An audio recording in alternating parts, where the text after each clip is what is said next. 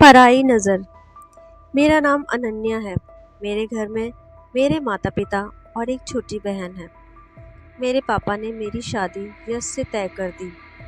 मेरे माँ बाप के चेहरे पर संतोष था कि उनकी बेटी का रिश्ता एक अच्छे घर में होने जा रहा है। यश मुझे जब पहली बार देखने आया तो हम दोनों ने एक दूसरों की आंखों में देखा और मुस्कुराए। इसके बाद हम सुंदर सपनों के एक दरिया में डूबते चले गए। मैं एक प्राइवेट स्कूल में पढ़ाती हूँ और मेरे पिता एक सिविल इंजीनियर हैं। उन्होंने अपने एक परिचित ठेकेदार के बेटे यश से, जो एक मल्टीनेशनल कंपनी में अच्छे पद पर था, मेरा रिश्ता तय कर दिया। मैं और यश जब मिले तो हमें आपसी विचारों में बहुत मेल लगा, सो हमने भी खुशी खुशी रिश्ते के लिए हामी भर दी। सगाई के साथ ही हम दोनों के रिश्ते को एक सामाजिक बंधन मिल चुका था। कंपनी के काम से यश को 8 महीने के लिए विदेश जाना था, इसलिए शादी की तारीख अगले 6 महीने बाद तय होनी थी। मुझसे काम खत्म होते ही लौटने की बात कहकर यश विदेश को उड़ चला। मैंने यश का रुमाल यह कहते हुए अपने पास रख लिया कि इसमें तुम्हारी खुशबू बसी है, इसे मैं तुम्हारी याद में अपने पास रख लेती हूँ। एक शाम मैं अपनी छत पर टहल रही थी और हमेशा की तरह यश से फ़ोन पर बातें कर रही थी। जब बातों का सिलसिला ज़्यादा हो गया तो मैंने यश को अगले दिन बात करने के लिए कहा। इसके थोड़ी देर बाद मैंने कॉल काट दी। इसके बाद जब मैं नीचे जाने के लिए पलटी तो अचानक मेरी आंखें अपने पड़ोसी लड़के नीरज से मिल गईं, जो अपनी छत पर खड़ा हम दोनों को बातें करता हुआ न जाने कब से देख रहा था। मैं नीरज को अचानक देखकर थोड़ा सकुचा गई और बोली, अरे नीरज, आप कब आए? मैंने तो ध्यान ही नहीं दिया। जब से तुम यहाँ आई हो मैं भी तब से छत पर ही हूँ, नीरज ने अपनी परतदार हंसी के साथ कहा। मैंने आंखें नीची कर ली और सीढ़ियों की ओर चल पड़ी। मैं नीरज की नज़र को अक्सर भांपती थी कि उसमें मेरे लिए कुछ और भी भाव आते थे। एक रोज़ जब मैं अकेली ही छत पर टहल रही थी कि तभी नीरज भी अपनी छत पर आया। तभी मैंने पूछा, नीरज कैसे हैं? आप कम दिखते हैं। नीरज मेरे मुंह से ऐसी बात सुनकर थोड़ा चौंका, लेकिन फिर उसके मन में भी लड्डू फूटने लगे। नीरज तो खुद मुझसे बात करने को बेचैन रहता था। वो छत की बाउंड्री के पास मेरे करीब आ गया और बोला, मैं तो रोज़ इस समय यहाँ आता हूँ, तुम ही बिजी रहती हो। वह तो है, मैं मस्ती भरी आवाज़ में बोली। क्या करूँ नीरज, अब जब से पढ़ाने जाने लगी हूँ समय और भी कम मिलता है। इसके बाद हम दोनों के बीच इधर उधर की बातें होने लगी। मैंने महसूस किया कि नीरज की मुझ पर गलत नज़र है। मैंने फिर सोचा, हो सकता है ये मेरा भ्रम हो। कुछ दिनों बाद एक रोज़ मैं घर में अकेली थी। सारे लोग एक रिश्तेदार के वहाँ गए हुए थे। मैंने अपनी छोटी बहन निशा को अपने साथ सोने के लिए बुलाया था। शाम का गहरा समय मुझको डरा सा रहा था। मैंने कई बार निशा को मैसेज कर दिया था कि जल्दी आ जाना। मैं खाना बनाने की तैयारी कर रही थी।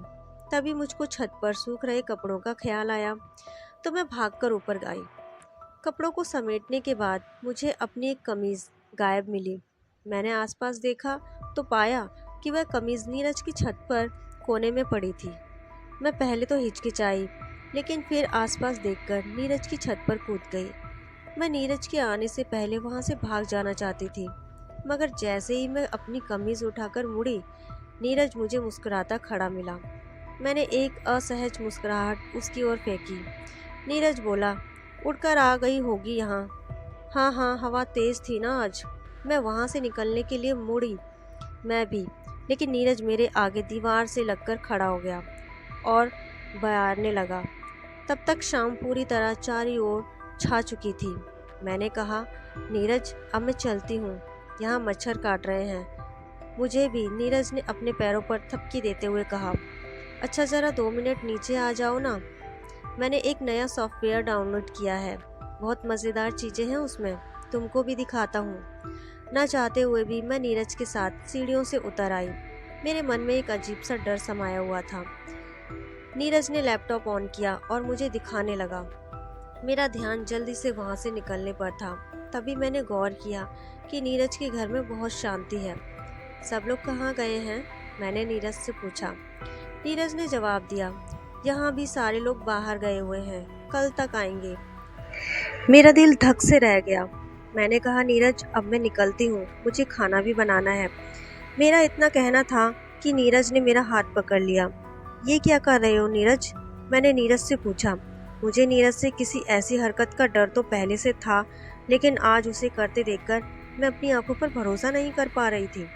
नीरज ने मेरी कमर में हाथ डालकर मुझे अपनी ओर खींचा और मेरे हाथों में थामी कमीज मुझसे लेकर टेबल पर रखते हुए बोला, यश की तस्वीरों में रोज एक नई नई लड़की देखती हो, तुम तो उसको एकदम पैकेट वाला खाना खिलाने के चक्कर में क्यों हो?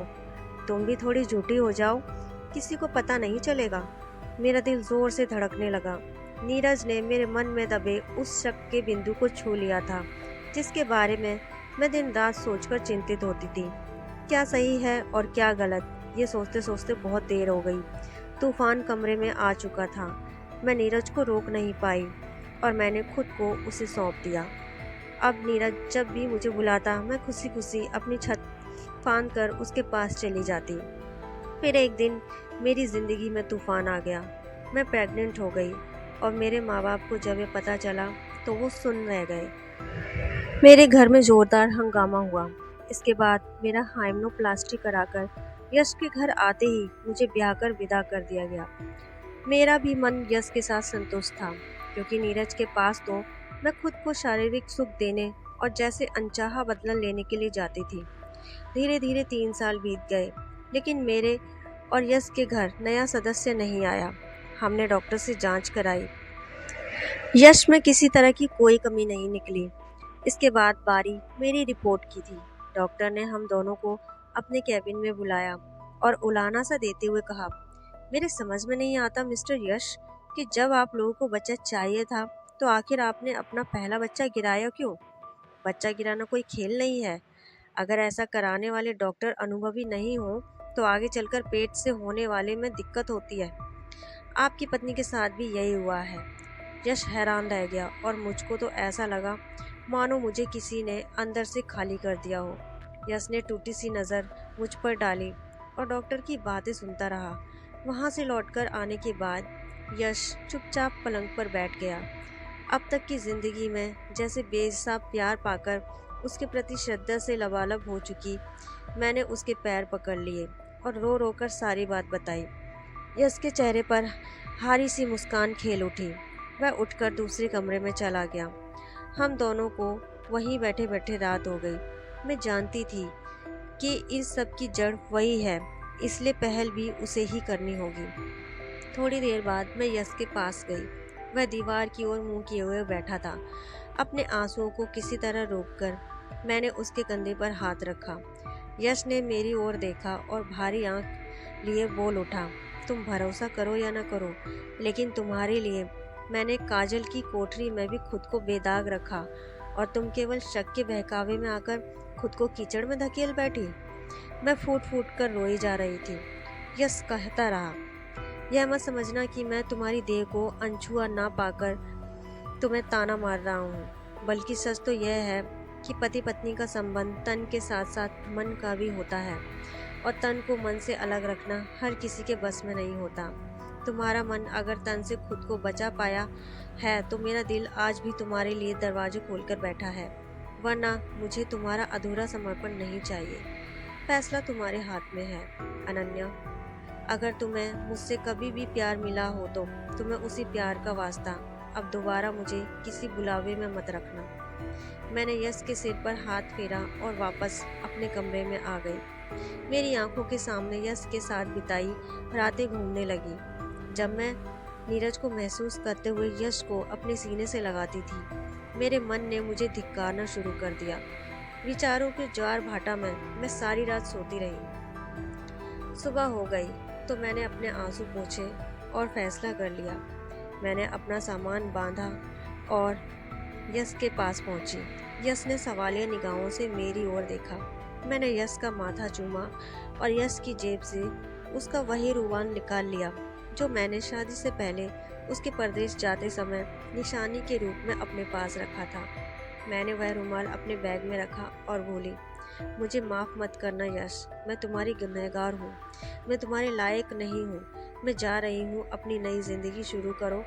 और हाँ, इतना भरोसा दिलाती हूँ कि अब तुम्हारे इस रुमाल को अपनी बची ज़िंदगी में दोबारा बदनाम नहीं होने दूंगी। फिर मैं अपनी आंखों के बहाव को रोकते हुए तेजी से मुड़ी और दरवाजे की ओर चल पड़ी।